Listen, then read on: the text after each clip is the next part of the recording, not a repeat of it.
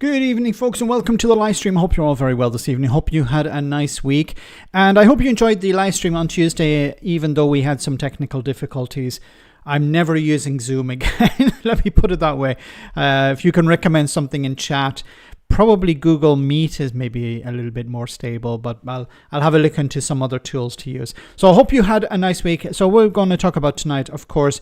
We've had the story about the Epstein files. Some more Epstein files have dropped. Now, unfortunately, there are some comments within the Epstein files that I could not read out on YouTube because it's so frigging gross.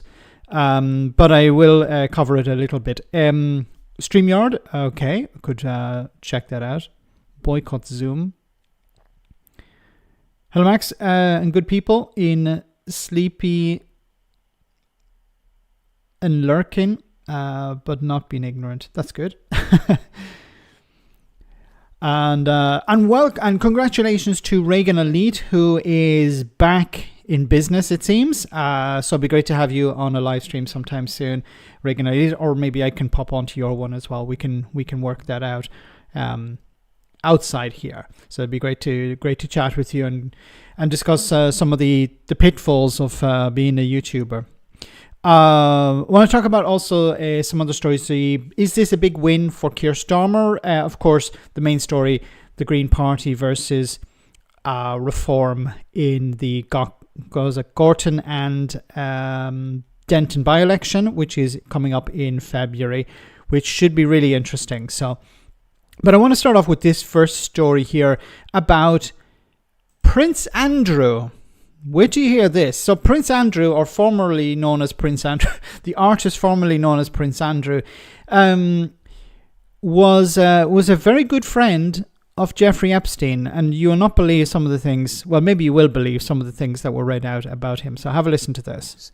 That picture of the man formerly known as Prince Andrew and Jeffrey Epstein, that's there for a reason. I can read you a few email exchanges, Barbara, between the pair. Let's have a look at this one to begin with. This is from August 2010. And Jeffrey Epstein wrote in this email, I have a friend who I think you might enjoy having dinner with. Her name is, and he names a Russian woman. She will be in London 2024. Andrew replies, of course, I am in Geneva until the morning of 22nd. But would be delighted to see her. Will she be bringing a message from you? Please give her my contact details to be in touch. Epstein writes, she, 26, Russian, clever, beautiful, trustworthy, and yes, she has your email. Andrew replies, that was quick. How are you? Good to be free. Epstein responds, great to be free of many things. Andrew then writes, great. Any other information you might know about her that might be useful to know? Like, what have you told her about me? And have you given her my email as well? So that's one email, Barbara. That same month, Epstein emailed... Wait, it gets worse. ...to the Duke at the time, already in London, he said. What time would you like me? And a redacted name. We will also need, have private time. Andrew replies, I'm just departing Scotland, should be down by 1800. I'll ring you when I get down if you can give me a number to ring. Alternatively, we could have dinner at Buckingham Palace in lots of privacy, he said. Buckingham Palace. So Andrew Windsor was hosting Jeffrey Epstein at Buckingham Palace. It's amazing. Although maybe we shouldn't be surprised. Yes. Epstein replies, BP, please. What time and how many, writes Andrew.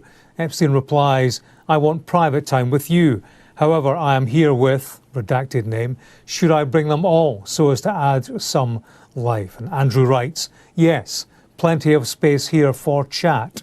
Bring them. Jeffrey Epstein, he clearly had easy access to Buckingham Palace. Take a third email exchange I'll read you from the following month. Epstein wrote, see you tomorrow night for dinner. Andrew replied, great, where do you want to go?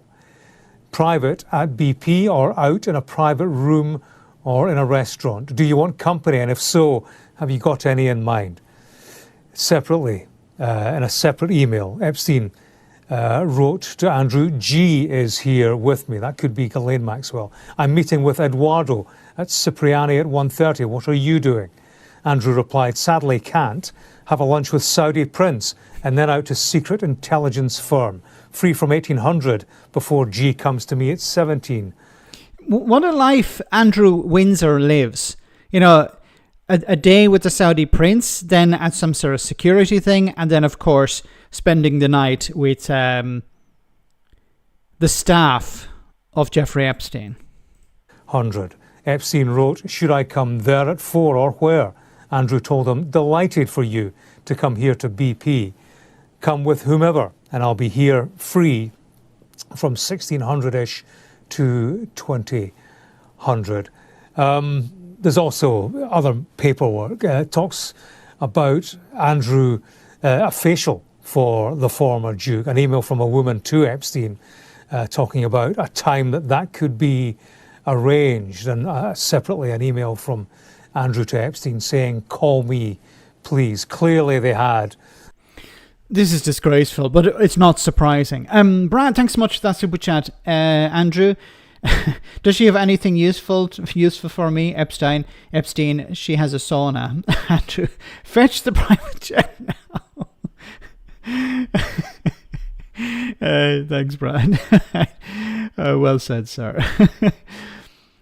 Andrew is done already. He's fucked. It's Trump we need to wreck with all this stuff.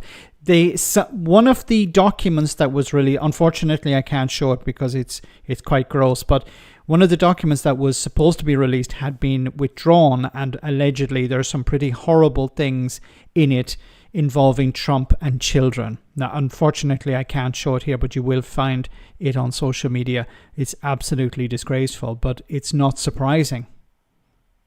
You know, of course, is this going to bring down Donald Trump? Unfortunately not. I've said before, I'm surprised that people believe that this would bring down Donald Trump. Donald Trump can do literally anything, and he will not lose support from his base. The only way they would vote against him is if their life was completely destroyed and they ended up not voting. They wouldn't vote for the Democrat, they'd just not turn up. That's the only way that these people would turn off Donald Trump. Their lives would have to be destroyed. They don't care about the lives of other people. They don't care about children. They don't care about old people. They don't care about young women. They don't care about anyone else. If their life was impacted in some way, then, and we're seeing it all the time, you know, the farmers who voted for Trump are now complaining, hey, you know, we have no workers to pick our fruit and vegetables, or we have no market for our produce. Why isn't the president helping us? Because he doesn't give a fuck, okay? He only cares about himself. When will these people wake up and smell the coffee? So we're going to see more and more. Thanks once again, Brad, and you know, I think we're going to see more and more of this come out over the next number of days. There are something like 100,000 images. We don't know what they all like. I've seen some of the previous images, and they're like photographs of a desk and, you know, a name tag and stuff like that. So it's not all stuff that, you know. It does have you need a context to go behind it, to go along with it. But there are something like 180,000 pictures being released at the moment, and 1 million documents or something like that. This guy went on engaging in whatever you'd call it, this criminal behavior for decades. So, of course, every communication, every contact, every phone call, every email, it seems there's a track of it, there's an email, or there's a file for it. So it's going to take a long time to go through all of it. But Donald Trump, it seems, has been referenced about 3,000 times in the latest tranche of documents. I want to be dictator. America is lost. It's time to move on and forget them. Brad, can always rely on you not to be on question time or GB spews. No, I think Brad would be a bit uncomfortable. For Brad's presence would be a bit uncomfortable, and his truth would be a bit uncomfortable for a few people on certain political shows. That's why he's always welcome here. Okay, I want to move on to this story here, which is related to Donald Trump and extremely concerning. Arrested after he entered a Minnesota church and recorded ICE protesters as they disrupted a service. Well, let's speak to our US correspondent, James Matthews, who is in Washington for us right now. James, I hope he is in Washington. I can't quite see him. There he is. James, what's happening with Don Lemon? Yeah, hi, Ali. Well, Don Lemon, of course, he's a big name here, former CNN anchor who he currently does his own show on YouTube, very much serial doorstepper. You know, he goes around fronting up politicians and the rest. What's happened is that this all stems from a protest a fortnight ago in a Minnesota church. Protesters went inside. They were claiming that one of the pastors worked for ICE. Don Lemon was covering it, and we've seen pictures of him, you know, going inside with protesters, doing interviews, doing journalism. That's what it looks like. He has indeed said he was reporting, not demonstrating. The Department of Justice, well, over the past 2 weeks, has been trying to charge a number of those who went inside the church, including Don Lemon. They've gone to at least one court, and that's been knocked back. Magistrates, judges saying, look, this just doesn't wash legally, this pursuit of him. Some charges have stuck, but not to Don Lemon. It hasn't, however, stopped his arrest. He was picked up in Los Angeles last night. He was covering the Grammy Awards. Federal agents made the arrest, and he is due to appear in court. He has been a critic of Donald Trump, and this does, of course, raise questions about fundamental freedoms in this country. His lawyer has issued a statement. I'm sorry, the freedoms are over. There is no freedom of expression in the United States anymore. It's gone. It was nice while it lasted, but it's gone. Because the Trump administration can arrest people and not apply due process here, just arrest people and deport them. And in this case, arrest people for covering a protest. Arrest journalists. This is supposed to have... Look, what is this all about? This is about having a chilling effect on other journalists. Don't cover these protests, because if you cover the protests, there's a possibility that you're going to see things that we don't want you to see. And if you don't see things that we don't want you to see, then that's fine. But if you do, then we're going to have to do something about it. And in this case, it's pretty clear. Don Lemon was filming something that the Trump administration doesn't like, was covering these protests, was interviewing people at these protests. They're not happy about that. So what are they doing? They're coming after Don Lemon. And it's not so much about Don Lemon, it's about creating this chilling effect on journalism in America. You see it all the time when Trump is being interviewed.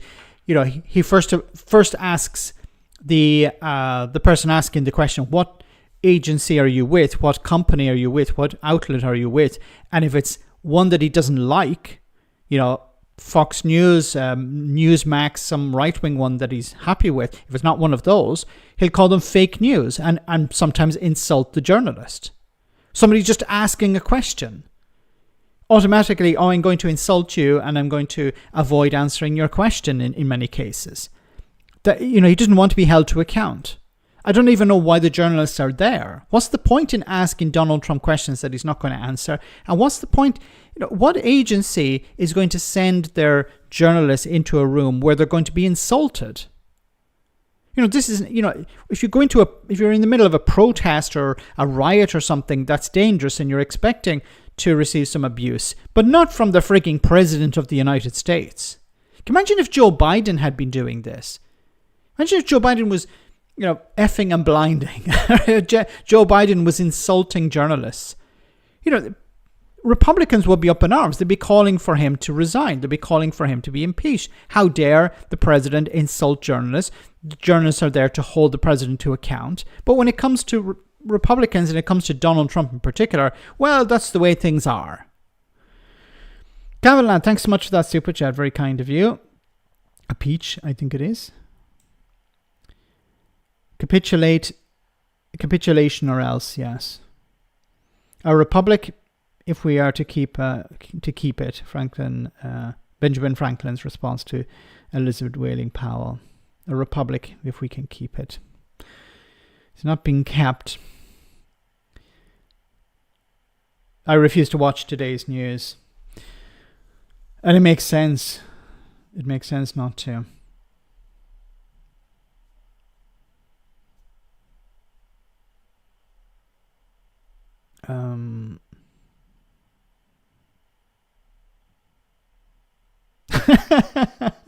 Chatty Rat says, maybe all journalists at the White House should ask the same question. Where's the toilet? Get Trump to actually answer a real question. Anyway, let's, this is, I hope Don Lemon is released. I hope he's not charged. But once again, I don't think the point really is Don Lemon. It's about sending a message to journalists. You're not allowed to cover these protests. If you do, there's a consequence as a result of that. You may end up in prison. You may lose your job. You may end up worse. And this is how fascism operates. Look at what's happening in Russia, of course. Journalists are not able to report on the news in an independent way. You know, how many journalists in Russia have been killed as a result of their reporting on Vladimir Putin and his corruption? We're only at the very beginning of this, unfortunately, when it comes to Donald Trump. And the difference, of course, is that there are political parties in the US that can stand up to Trump, but decide not to. It's not like in Russia where politicians would be, having accidents involving windows or tea. We're not to that stage yet. That's why it's important not to get to that stage, where politicians stand up to Trump, where Democrats put pressure on Republicans to stand up to Trump, because Democrats on their own standing up to him is not enough. Republican politicians need to feel the heat. They need to feel their feet to the fire. They have to have their feet put to the fire in order to stand up to Trump. They have to feel that they're losing something. They have to feel that there will be consequences if they do not stand on the right side of history. Civil war. No, it doesn't have to be like when people talk about civil war, we're talking about two warring factions, armed factions, and we're not anywhere near that yet in the United States, and I don't see that happening. Civil unrest, certainly, but not civil war. Anyway, let's move on to another story, maybe a more positive one. This one has been interesting. So, China lifts sanctions on MPs and peers, Starmer says. So, Keir Starmer, of course, has gone to China and come back with some goodies, it seems. The Prime Minister says that the country has removed restrictions that prevented some parliamentarians from visiting, but one of those sanctions said it's not a win, it's a capitulation. China has lifted restrictions on some British MPs and peers and will now allow all parliamentarians to visit the country, Sir Keir Starmer has said. Speaking to Sky News' political editor Beth Rigby, the Prime Minister said the sanctions have been a real cause for concern across Parliament, and that he raised the issue with China's President Xi Jinping during the trip.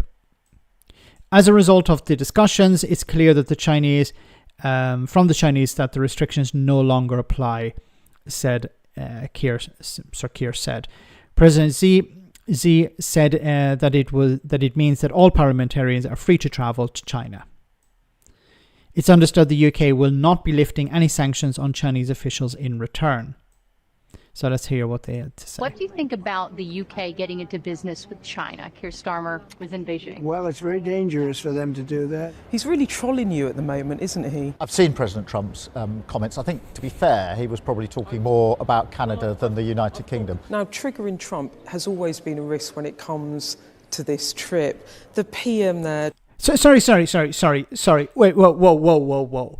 So Keir Starmer shouldn't go to China because it might trigger Donald Trump.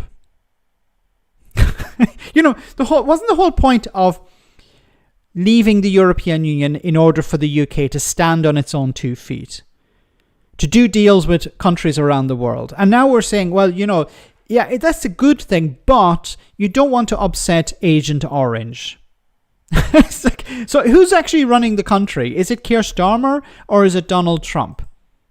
They're trying to downplay any rift but between Chagos, tariffs, insulting British troops. I think it's fair to say it's been a bumpy few weeks in the so-called special relationship. And as an unreliable US begins to rip up the rules-based order, well, some of its allies are having a rethink about that relationship altogether. Do you agree with the Canadian Prime Minister Mark Carney that middle powers need to work together to counter the rise of great powers exercising hard power on all of us? Do you agree with that? It's in the UK's national interest to maintain our relationship with the... Okay, so you're not going to get an answer from Keir Starmer. There is no special relationship. Yes, there is no the special relationship probably existed for about 5 minutes during World War II, and then it was over. Look, there is this idea of a special relationship, and maybe the special relationship does exist in people's minds, and maybe that's sufficient. But it's, the Americans don't really treat Britain with respect, and certainly not now. So this idea of a special relationship doesn't really exist. But at the moment, Donald Trump is just crapping on Britain every other day. So how is that a special relationship? I understand what Keir Starmer is trying to do. He's trying to keep Trump on side for the sake of Ukraine, I believe. So he doesn't want to lose the support because he feels, look, there's still a chance that we can keep Trump on board somewhat. We need the United States on board. Maybe not so much Trump, but the US military, US intelligence. We need those people. We need that on board when it comes to Ukraine because we're not able to do this on our own. So we can't go out and piss off Trump. We have to stand up for ourselves, but we can't piss him off. I think that's the motivation behind this. Now, I don't know if this is a good motivation. I don't know if this is the right approach, but that's the impression I'm getting. That Starmer and other European leaders are like, yeah, we need to keep him on board. But at the same time, we need to stand up to him in other areas. So, for example, when it came to piss on Trump, in other areas like Greenland, we have to stand up to him. But when it comes to other countries, non-NATO countries, we just let him do whatever he wants. US. But on the outgoing world, I mean, China as well, we need to be outward engaging, and that's been the stance of the government since the beginning. Now, Keir Starmer told us on the plane over that he is a British pragmatist, that instead of grandstanding, he likes to quietly get things done. But he's faced a lot of criticism back home over this trip, and it's partly because of matters over human rights and specifically over Hong Kong. The reason relations have been in a deep freeze was the brutal crackdown in Hong Kong on pro-democracy demonstrators. Look, I'm no advocate for China. Okay, let me be very clear about that. But why is it we don't apply this way of thinking when it comes to, for example, Saudi Arabia or the UAE or other countries around the world that have terrible human rights records? How is it that when it comes to China, and I understand some of the context because of Hong Kong, but it's not just about Hong Kong, it's also about human rights in general. Why is this standard not being applied to other countries? I'm not defending China here, but why is it a different set of rules for other countries as opposed to China? There are conservatives who say we have to stand up for human rights. The conservatives wouldn't even stand up for human rights in Britain. They don't care about poor people. They throw them under a bus. They're the same people who, in many cases, who want to leave the ECHR to strip British people of their human rights or the protections to their human rights. But for some reason, they have a bee in their bonnet over human rights in another country, for example, China. Brad, thanks so much for that super chat. Buy shares in Anusol. There are lots of heads that need removing from where in the years ahead. Yes. I saw that Piers Morgan is recovering in hospital. I don't know if it was related to Donald Trump's backside, being extracted from that backside. It can be quite painful, especially if the surgeon carrying out the operation is not is not up to speed on the newest techniques. Thanks, Brad. Meanwhile, people at home are still going to food banks. Total non-issue, this. Yeah, once again, the party that pushed more and more people into food banks are complaining about human rights abuses in China. Sorry, it doesn't really wash with me, okay? You have to be consistent. If somebody from the Green Party or from the Labour Party, the left of the Labour Party in particular, or even the Liberal Democrats was saying, we need to do more when it comes to pressuring China on human rights, if they're on the same if they're on the same boat, on the same side of the argument when it comes to dealing with poverty in Britain, for example, lifting people out of poverty. Anyway, the final thing I want to say on this is that, Keir Starmer went to China to try and improve trade relations, and Brexiteers are complaining because that's all Brexiteers can do. We're almost at the midway point, so let me bring up a short comedy video, and then we'll be back in just a jiffy with more serious stuff. So I hope you enjoy this.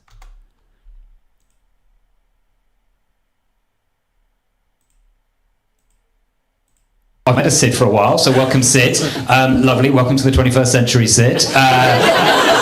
It feels like quite an old name. But are you in your 20s as well? Yes, in my 20s. 20s. Are you working in media as well? No, I work for the NHS. Work for the NHS? Oh, lovely, yeah. Now, okay, that was incredible, wasn't it? We all felt that. 3 people nearly clapped. We all felt it, didn't we? It was like because it's got that sort of residual.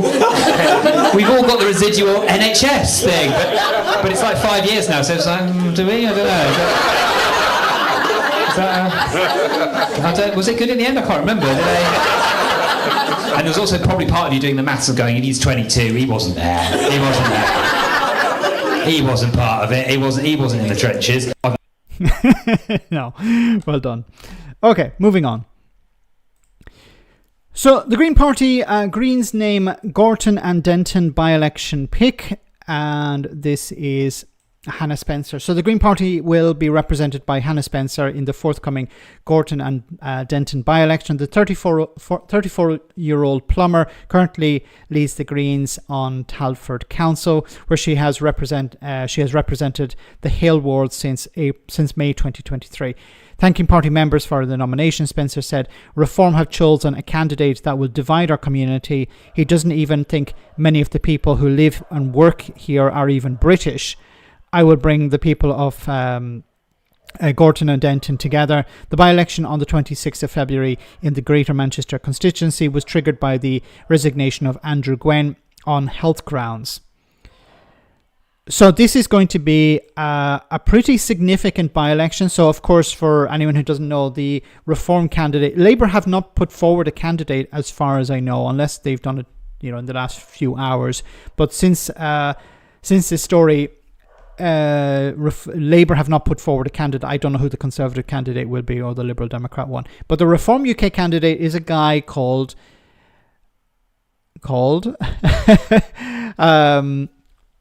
oh my goodness, I forgot. Damn, I've forgotten his name already. Matt Goodwin. My goodness, I'm losing it today, guys.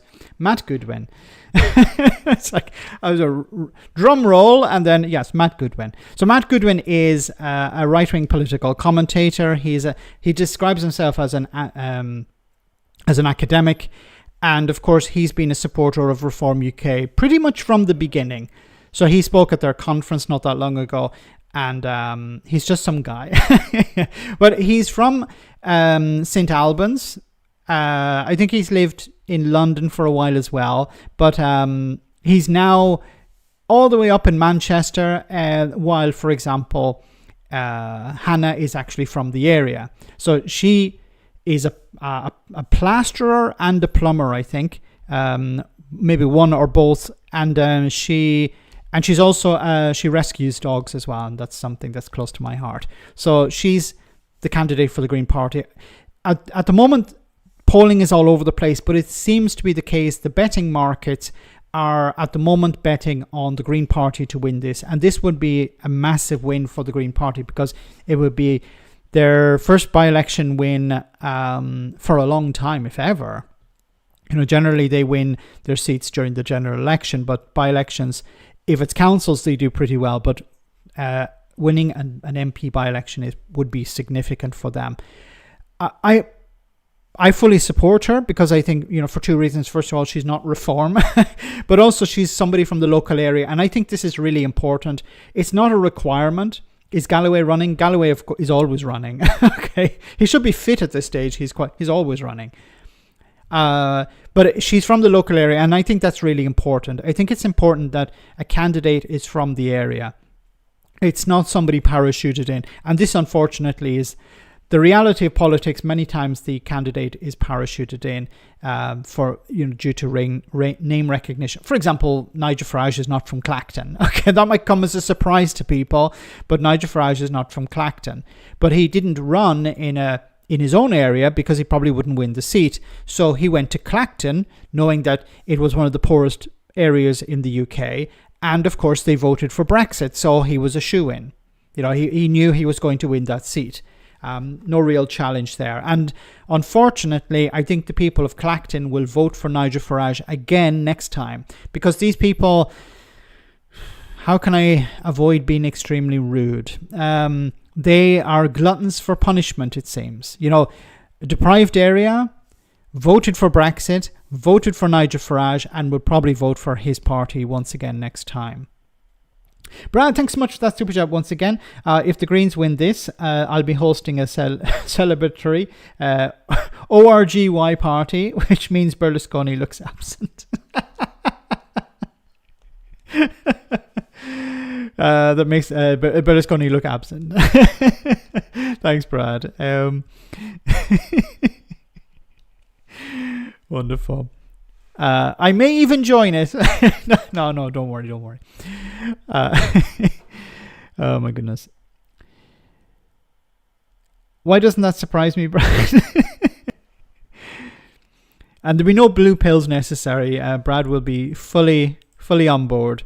But Matt Goodwin is not somebody who actually cares about the constituency. He's just been dropped in there out of name recognition. In his speech, he didn't even mention the constituents. He didn't mention the issues really facing. He mentioned cost of living, yes, but that was just a throwaway comment. But it was mainly about immigration, stopping the boats, closing the borders, dealing with migrants. I don't think this is the primary issue of concern in this constituency. It's probably more likely to be the cost of living crisis, the NHS, jobs, public transport, public services. I think this would be the priority of people in that constituency. But according to Matt Goodwin, no, immigration is the one to be concerned about. And of course, that's what they're going to run on. And of course, I've seen on social media, pro-reform accounts have been putting out a lot of misinformation about this by-election. And this is the problem with social media.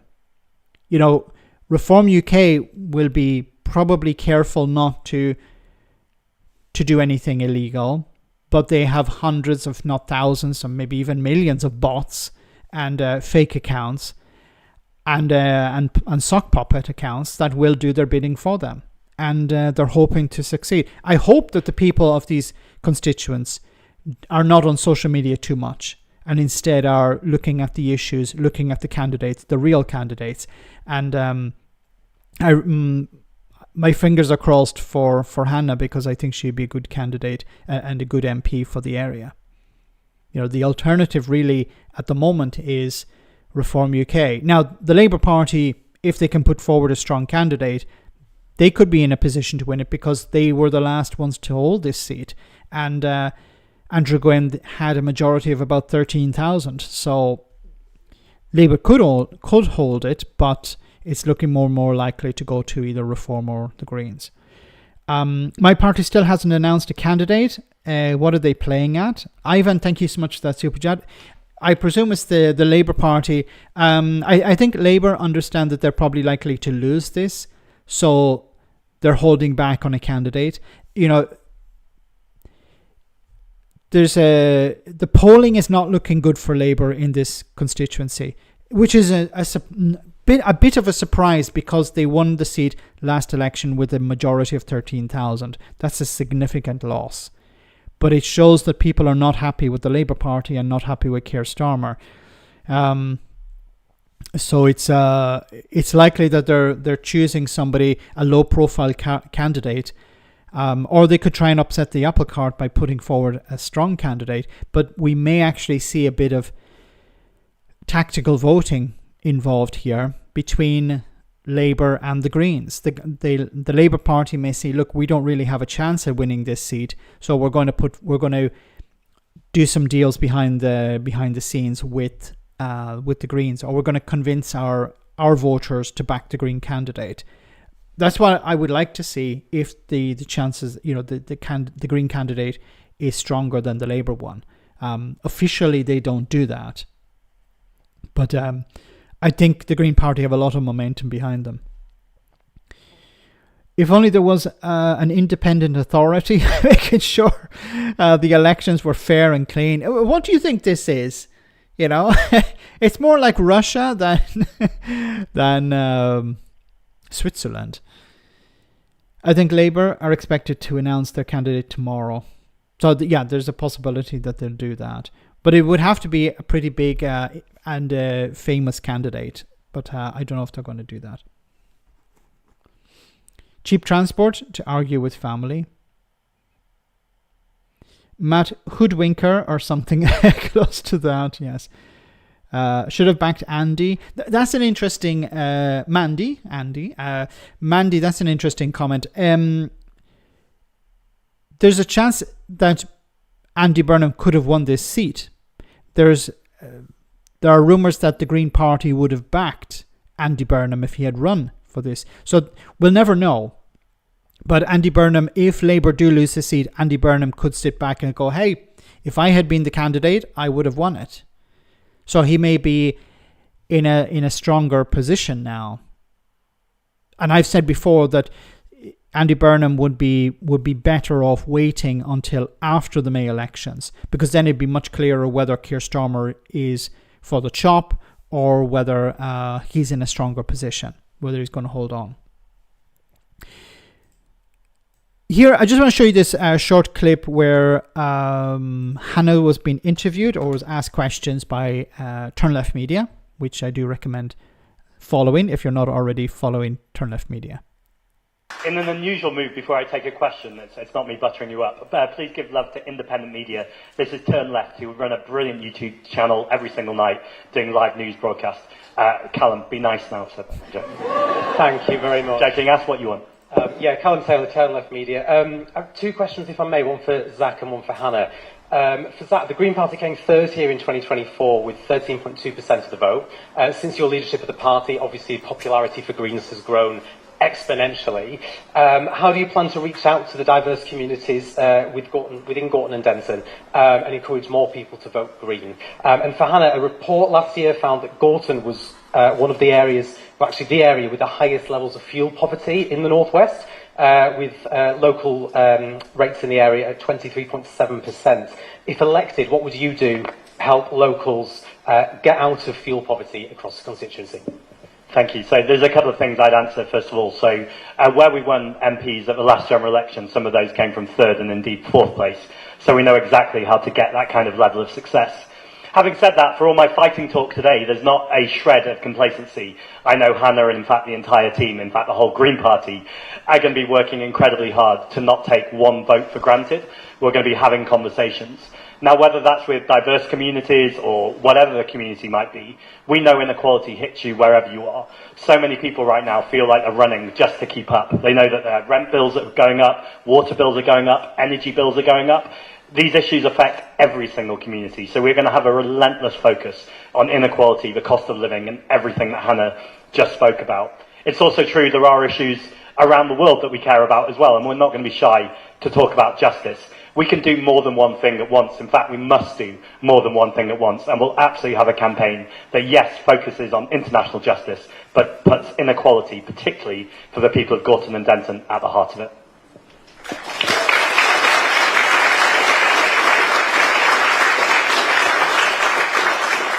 Thank you for the question. So I think fuel poverty is what comes from not having people from different trades and occupations in the rooms where decisions are being made, because plumbers like me will have been saying for decades that we have the leakiest homes in Europe. When you're fitting a central heating system, whatever the heating source, and you know that half of that is going out of the house, those skilled and experienced people will have been able to advise for years about what measures need to be taken. But the problem is, politics has not been accessible to people, and this is what we're going to change, and that is how we're going to change it, so that fuel poverty no longer becomes something that we talk about. So, of course, as was mentioned in chat as well, fuel poverty is unbelievable, where people are not able to fuel they're not able to heat their homes because they can't afford to heat their homes. So the price of gas, for example, there needs to be a decoupling when it comes to the price of energy from gas, because gas is not something that, the price of gas is keeping the price of energy in general high. The infrastructure needs to be upgraded as well. There's a huge waste in the infrastructure. So the infrastructure has to be invested in, which the Tories, of course, refuse to do so. And of course, insulating homes. This is something that Zach Polanski has mentioned before. When it comes to net zero, the likes of Reform and some conservatives will say, no, it's a waste of money. It's a waste of money. We shouldn't be dealing with climate change. We should be just, spending on something else. When it comes to net zero, insulating homes will reduce people's energy bills immediately, from one day to the next, because the home is insulated. You use less energy. There's less waste. There's less leakage.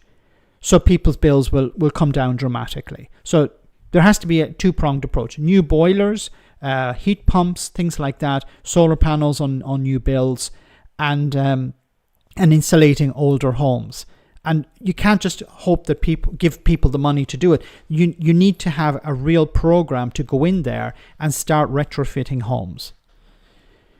We need fuel poverty.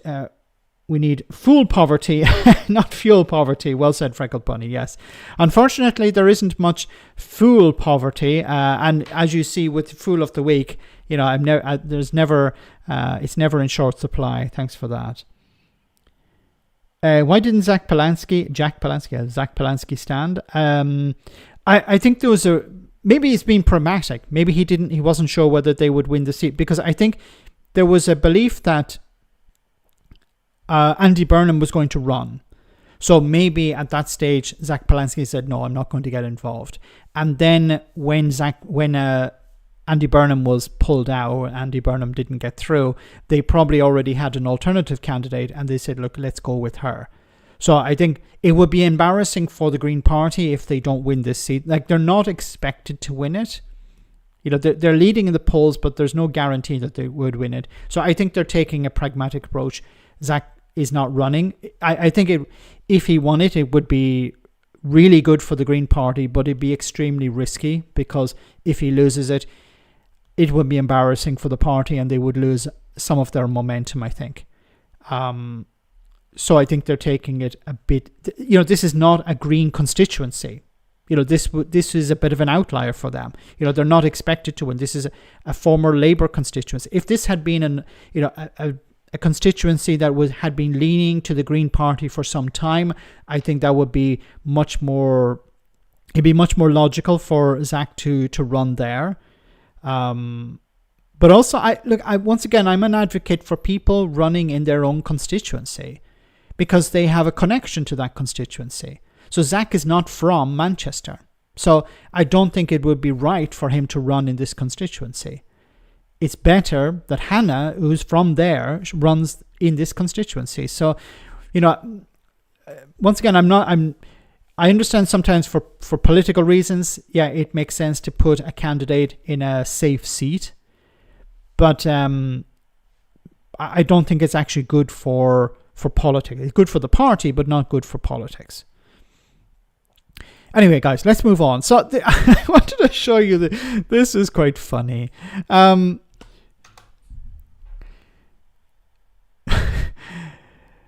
Reform are tying themselves up in knots over what free speech is. So political commentator Jonathan List discusses Reform UK demanding an apology for Conservative Party leader Kemi Badenoch over an attack on Suella Braverman's mental health. Well, yeah, I think with Braverman, it also ties into some of the criticisms that were levelled at her while she was in high office, which was people would say that she was a lunatic, which is obviously not a politically correct thing to say about anybody. Damn. Guilty as charged. I often describe these people as nut jobs or as crazy people or insane. Look, when I say Suella Braverman is insane, what I'm talking about is her policies and her approach. I honestly don't believe that these people are insane. Maybe Liz Truss, I don't know. But I'm really talking about their policies and their approach to politics. When I say they're insane, I don't literally mean they're insane. So what's this all about? Well, of course, it seems the Conservative Party describes Suella Braverman as having mental health issues, and that's why she left the Conservative Party. But so that kind of ties in with that. But I just would kind of broaden the conversation out a little bit. The Reform has got what the Yiddish word is chutzpah, which is total barefaced cheek. Because what they are doing is policing free speech that they don't like. Exactly. See, Reform will say, what we're going to do is we're going to sue you for using Haiti words. And then if we use Haiti words, that's fine. It's just free speech. They're two-faced. Nigel Farage has been like this forever. How dare you ever criticize Nigel Farage, call him out on anything, but he's free to say whatever he likes about anyone else. Donald Trump is the same. Donald Trump can dish out the abuse, but he can never take anything. So for the party that always rails against, you can say you shouldn't be sort of punished for hurty words on Twitter, not only are they going after Badenoch for this, they're also literally threatening, they're calling the police over the Labour Party over an advertisement that they put out about Matt Goodwin. Okay, look, when it comes to the Matt Goodwin clip, and I want to be honest here, it was dishonest. Because Matt Goodwin, as far as I can understand, he was not comparing Manchester to other cities. He was comparing the Manchester conference taking place with the Conservatives to the one that was taking place for Reform. So he's comparing the Manchester conference for the Conservatives to the Reform one. And he was describing it how, this one is so much better. So look, I want to be honest here. I don't like Matt Goodwin. I despise the guy, but he was not comparing, as far as I can see, he was not comparing Manchester, the city, to another place. He was comparing the two conferences. And what the Labour Party did was, I think, was being dishonest. But let me get your opinion, guys, because for me, this has been dishonest. What they were doing was they took the clip and played it out of context. So made him look like he was criticising Manchester, when I don't think he was doing that. He was criticising the conferences. Now, is it wrong to do that? Well, yes, objectively it is. But on the other side, and I don't agree with this, but on the other side I can understand, because Farage will do it all the time. And we live in a world where if Nigel Farage is being dishonest and getting away with it, you being honest means you'll lose. The old saying that I think it was Hillary Clinton had, when they go low, we go high. Well, how well did that work out for her when she was going up against Donald Trump? So, look, I'm an advocate for honesty. When it came to Matt Goodwin, I believe he was being misrepresented there, and that was wrong of the Labour Party. In the same way as Nigel Farage was wrong when he misrepresented Anna Sanwar from Scotland, the Scottish Labour leader, and I played the clip some time back, where Anna Sanwar was talking about the Pakistani community in Scotland. Nigel Farage and Reform didn't edit it, but they clipped it to make it look like he was saying something like, oh, I only care about the Pakistani community and no one else. So that was extremely dishonest. Now, the problem here is that if Nigel Farage and Reform are dishonest and they get away with, that's the caveat. It's not, if they get punished, that's a different story. But Nigel Farage is able to lie and be dishonest and mislead people and make all sorts of accusations and get away with it because the media don't hold him to account. Should other parties do the same? Should you fight fire with fire? An argument can be made in support of that. I'm not an advocate for that, but democracy for me is not democracy for me, but not for the, yes. Let us not forget the Brexit pollsters. Exactly. The breaking point and all of the, if you leave it's all based on lies. So can you defeat lies with truth? Well, normally, in a normal society, yes. But when it comes to politics, I don't think it's possible. I would like for it to be true, but unfortunately, the media would prefer the lie to the truth because the lie generates revenue. It's clicks and likes and advertising revenue. That's the problem. People don't want to hear the truth. And people would prefer a comfortable lie than an inconvenient truth. I'd prefer politics to be honest, but it's not the world we live in anymore. I'm afraid so, Tommy, you're right. We now have alternative facts, Max. Yes. Well said, Sir Larry. That was coined by somebody from the Trump administration, I believe. Alternative facts. Well, we have our alternative facts, like lies. We have our lies. Speaking of lies, maybe lies, Donald Trump and Iran. Trump tells Iran to drop nuclear aims and stop killing protesters to avoid military action. Donald Trump says he has told Iran that it has to do two things to avoid military action as the US builds up its forces in the Gulf. Number one, no nuclear. And number two, no, stop killing protesters, the US president said, adding that we're not killing, they are killing them by the thousands. We have a lot of very big, very powerful ships sailing to Iran right now, and it would be great if we didn't have to use them. Very big, very powerful. The biggest, they say they are the biggest. His latest remarks follow weeks of pressure on Iran to negotiate a deal on its nuclear program. Iran's foreign minister Abbas Araghchi has said armed forces are ready with their fingers on the trigger to immediately and powerfully respond to any aggression. Asked by the BBC whether he supported a potential US strike on Iran, UK Prime Minister Sir Keir Starmer said he was talking to allies about how to prevent Iran from developing nuclear activities and killing protesters. Okay, well, that means nothing. Ivan, thank you so much for that super chat once again. Reform should be charged with wasting police time. Anyone else would be. Well, 100% agreement, yes. That should be. They are wasting police time. But unfortunately, when it comes to politics, these things don't happen.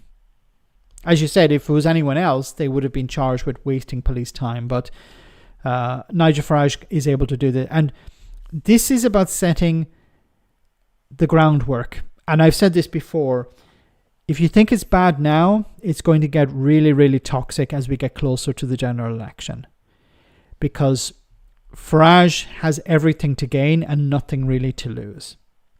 And that's why it's so important that the media do their job. The media hold him to account. Strange how Trump has come out with justice releasing a couple of million pages of the Epstein files. They are the biggest ships, Max. Yes. That queue for jobs with people from abroad that Brexit liars did made my blood boil. Now, the whole thing about Brexit was we kick out the foreigners and we have jobs for our own people. Doesn't really work like that. And where are all the Brexiteers, who said, well, we would do these jobs?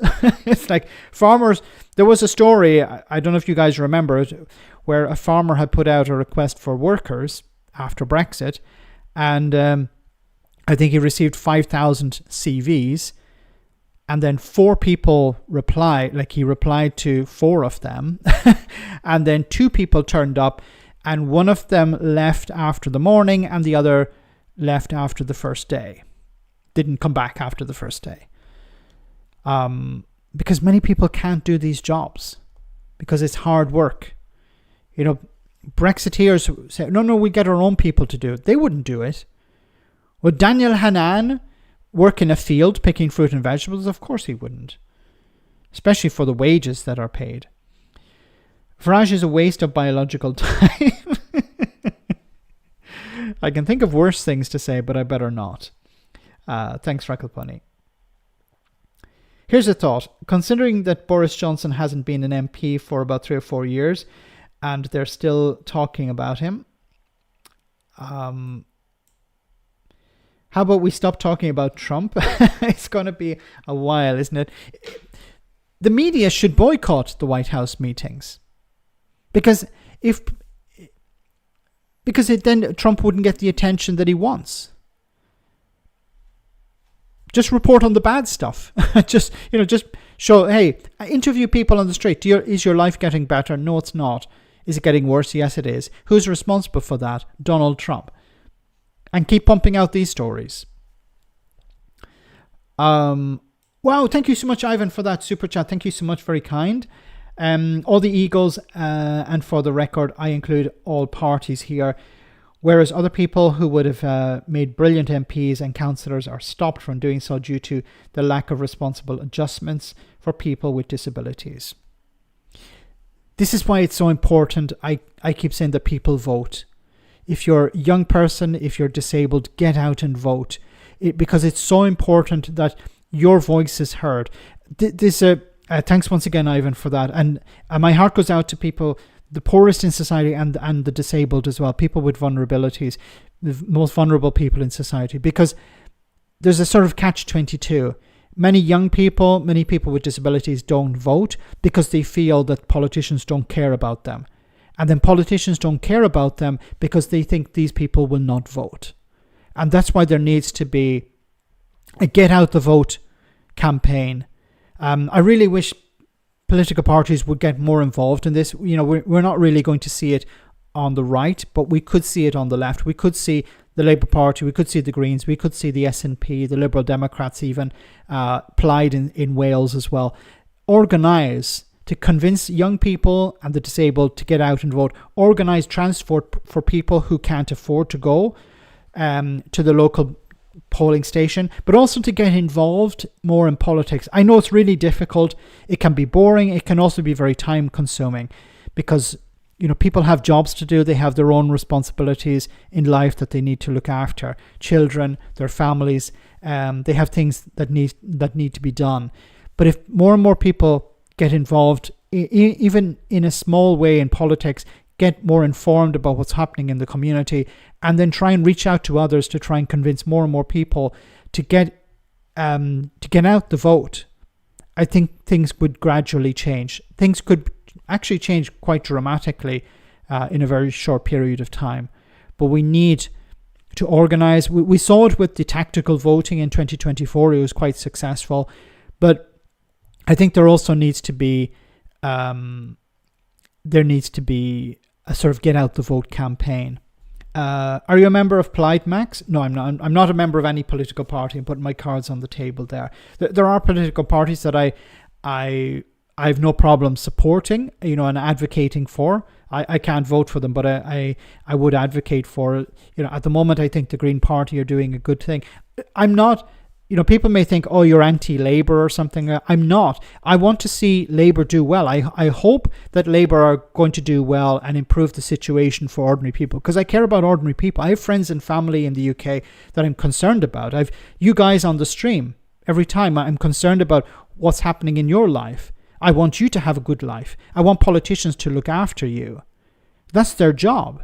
Their job is to improve the situation for ordinary people. not for the multimillionaires and billionaires. They're supposed to be on the side of the voters, the people who put them into power. That's their job. Can you think of any other position where if you didn't do your job, you'd still get paid? I can't think of any other job. So their job is to look after the concerns of their constituents, to look after the concerns of the public. And I want to see Labour do well. I want to see them improve the situation for ordinary people, because they're the ones who will benefit. The politicians, at the end of the day, they get their salary, pretty good salary. They, in some cases, get a massive pension. So they will be okay. So the concern should be not about the politicians, but it should be forcing them, pressuring them to do things that are good for ordinary people. Organising wins things. It's going to be down to us. Yeah, don't expect this to come from a political party. You organise in your community. If you have time, and it requires time and it requires a bit of effort, but use social media tools. Look in your community. There's a thing here, what we have here is, are you from, it's normally on Facebook or on some social media platform, are you from, and then put in the name of the town. And maybe there's a political group, or there's a group that can organize to convince people to get out and vote. Maybe there's somebody who would like to go out and vote, council elections or local elections or national elections, but they're disabled and they're not, their carer's not available at the time or something. Reach out to people. If you know some people in the community who are motivated, but they don't have the means to get involved, maybe you can give them a lift, or you can even just meeting with people, organize cups of tea or something in your home. I once again, I'm not telling people what to do. I understand that many people, you don't have the availability in your home, or you don't have the means to do this, but some people do, and try and find out if there is something in your area. Once again, it's this catch-22, which I think is detrimental, that many people don't vote because they don't think politicians have any concern for their issues, and then politicians will have no concern for your issues. They won't be concerned about you because you don't vote. They'll instead be worried about people who are concerned about small boats. That's the problem. This is why there is so much of a shift to the right, because Farage and others have convinced the media, have convinced the public that immigration is the primary concern, when in reality it's not. And that needs to change. Thanks once again, Ivan. Brad, once again, thank you so much, Brad. Brad always has something really, really interesting to say, in the sense of brings us back to a positive note. If Goodwin wins the by-election 2 weeks after, you get £10,000 by providing Greater Manchester Police with information on his son disappearance. He will be gone if he wins the by-election, or if he loses the by-election. So in a sense, maybe it's better that he wins, because then the Greater Manchester Police will have a wanted, a missing persons reward. Like Nigel, I don't know, Brad, have you claimed the Nigel Farage one yet, or is it probably not, because you haven't provided the police of Clacton with sufficient information on his whereabouts? Thanks, Brad. Oh my goodness. Not sure how that work. You'd have multiple parties, like 11, and regional national elections at the same time. I like your thinking, Brad. Brad, you should stand in Gorton X, or Gorton. Yeah, maybe Brad should stand. Brad would be too on the nose. He'd be too frank for the voters, maybe. Next Labour leader in your view, Max? I don't know if they're going... Part of me thinks that Keir Starmer will actually hang on. Now, that's a very small part of me. But there is part of me that keeps ticking away in the background that says that Keir Starmer will actually last until the next general election. I know it sounds really weird at the moment, but some things could change that could benefit him. I don't think so. I wouldn't bet on it, okay?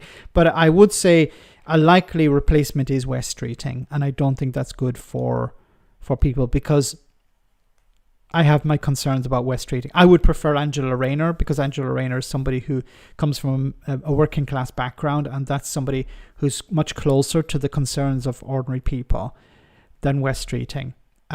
West Streeting is probably good at things like PMQs, much better. He's a better speaker than Keir Starmer. He's really quick on his feet. He's really good at answering questions.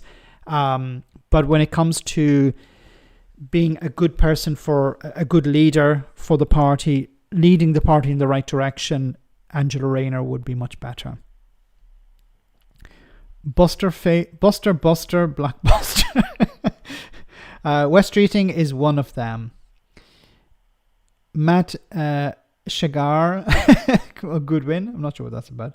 My bet for next election is Labour Lib Dem confidence supply, but I can also see a small Labour majority or Reform victory. But I think Labour Lib Dem is most likely, to be honest. Yeah, I think that's, at the moment it looks something like that. Labour are probably going to do a bit of a recovery over the next number of years. So, they're at a very low point now. It's the only way is up. And as things start to improve, if these policies that they're putting through are going to improve people's lives, if they are successful in that, then people will start to say, well, maybe we should stick with Labour. Some people will. And the more that Nigel Farage and his party are exposed, see, there's a real problem, and I was talking about this in a video today. There's a real problem for Reform. Reform it was the James O'Brien video. The problem for Reform is that Nigel Farage wants to run the party like a dictatorship. So he doesn't want to share power with anyone. He's a bit like Sauron, okay? He doesn't share power with anyone. And the problem with this is that when it's about bringing people on board, you're going to attract not just racists and bigots and xenophobes and crazy people and people who want to burn down 5G masts and stuff like that, but you also bring on board people who are careerists. And I don't mean career politicians. I'm talking about people who want to make money, who see it as a vehicle to make money. And they will use Nigel Farage, and Farage will not be happy about that. But there's also the other problem. The problem is that Farage doesn't have a proper vetting process. He's not interested in a vetting process, probably because it costs money or something. But also it takes time and effort, and he would prefer to be doing other things. So the problem with not having a vetting process is you run the risk of facing massive scandals, which could seriously damage the party. I don't know what those scandals would be, but they could be much more serious than the ones we're looking at now. And if you think about it, at the moment, some of the scandals involve people who are councillors writing very racist things on Facebook. It could be much worse than that when some of these candidates are running to be MPs. And what happens if they do become MPs? And then we see some massive scandals coming out about those individuals. Because it's different if it's a councillor. Councillor, get rid of the councillor. We have hundreds more other ones. But if you start losing MPs, and the worst thing for Farage, I think, would be by-elections. Because it would be a real test for him. He'd be starting to lose support at that stage. So he wants to get in with as many seats as possible and start hitting the ground running. If Farage wins, yes, of course. It's not guaranteed. The election is way, way in the distance, so in the far future. So doesn't make a lot of sense to talk about elections at this stage. There's the by-election coming up, and we don't even know how that was really going to go. Anyway, guys, we're almost at the end of the stream, actually over the time. So I want to say thank you so much to everyone who came on. Thanks to everyone who sent a super chat. Thanks to the moderators for doing a wonderful job as always. And thanks to you guys for smashing the like button. And if you haven't, you can do it on the way out. Before we go, we have our one for the road. So I hope you enjoyed this clip. And I will bid you a good night. I will be on the post-stream chat for a little bit after the live stream. So do check that out. And I will see you next Tuesday. I'm looking at reaching out to some people to do some more live streams together. So if there's some names that any people you'd like me to do it with, let me know, and we can set that up. So I hope you enjoyed this before we go. I'm sure you will. Do you think this demographic should be banned from using social media for their own safety? Oh yes, I believe the over 65s should be protected. Their minds aren't developed enough to protect themselves from the dangers of social media. The many years of lead poisoning taking their toll. That's right, it's an inability to think critically. It's an inability to be shown a photo of pre-war Britain and not comment those were better times because there were no immigrants. Yes, writing entirely in caps lock, telling Facebook they don't own their recipes. Commenting shocking or a disgrace on a photo of Muslims that's clearly AI. Sending a woman who DMs you your entire life savings. Yeah, well, we've all done that. Yeah, but it won't be easy to ban this demographic. After all, most of them have printed off the entire internet and put it in a filing cabinet. Well, that's why we start small and ban the apps and platforms that they won't use or can't spell, like TikTok, and then we save the bigger platforms until last, like Facebook and the Daily Mail comments section. But how do we revoke their access? Their passwords are stuck to the screen on a post-it note. It's all but impenetrable. It's a case of re-education. It's a case of reminding them that there's a world away from the internet. Go outside, touch some grass, for goodness sake. Even grass in London. Exactly, yes. It's reminding them that London isn't dangerous just because it has a mayor with brown skin, and teaching them that putting "Happy birthday, Linda, have you put on a bit of weight" is not an appropriate comment to put on someone's engagement photo. You do realise that this would mean a lot of politicians and world leaders would be banned from social media? Yes. It sounds like a brilliant plan. Thank you, Minister. Oh my goodness. Okay, so guys, have a great weekend. I will see you on Tuesday, same bad time, same bad channel. Stay safe, take care, and good night.